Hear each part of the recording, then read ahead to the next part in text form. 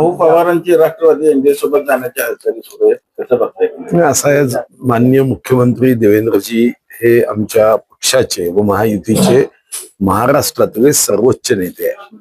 त्यांनी काही दिवसापूर्वी अतिशय स्पष्टपणे स्टेटमेंट केलं होतं की शरद पवार साहेबांची जी राष्ट्रवादी आहे ती एनडीएची भाग होणार नाही.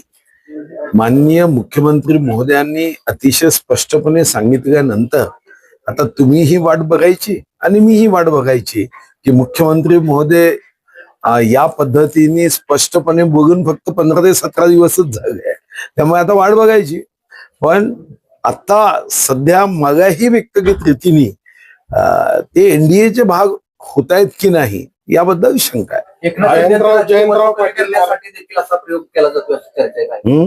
एकनाथ शिंदेचं राजकीय महत्व कमी करण्यासाठी शरद पवारांना एनडीएमध्ये घेतलं जातं. राजकारणामध्ये एक गोष्ट अतिशय स्पष्टपणे आहे, कधीच कोणीही कोणाचंही महत्व कमी करू शकत नाही.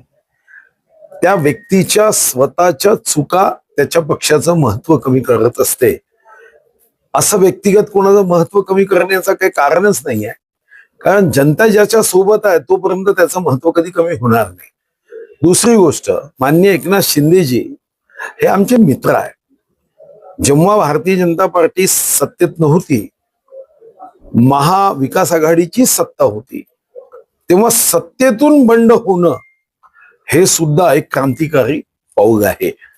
विरोधातून पक्ष फुटणं याला आपण राजकारणामध्ये नैसर्गिक बाब समजतो.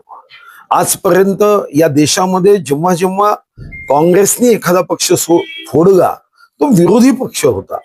हे पहिल्यांदा असं घडत होतं की सत्तारूढ पक्षातून 8 मंत्री आणि अंदाजे शिवसेनेचे 40 आमदार, 10 अपक्ष 50 आमदार हे एकनाथजी जेव्हा घेऊन आलेत तर त्यांचं महत्व भारतीय जनता पार्टी कदापिही कमी करणार नाही. आणि असा प्रयत्न भारतीय जनता पार्टीने केला तर तो जनतेला सुद्धा खपणार.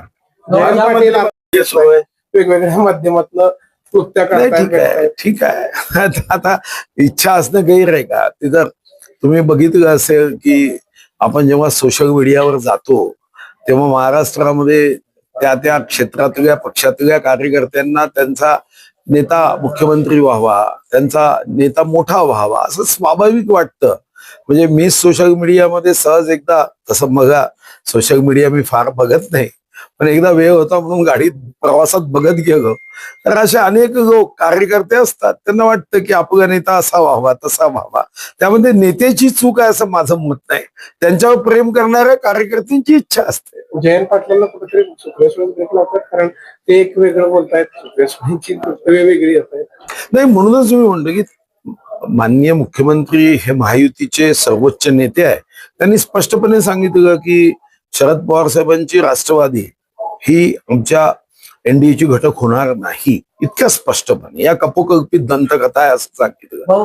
आता तुम्ही जे म्हणताय हे जर माननीय मुख्यमंत्र्यांनी सांगितल्यावर 15 दिवसातच जर ते एनडीएचे घटक होतील तर जनतेच्या मनात एक नेत्यांवरचा विश्वास कमी होईल.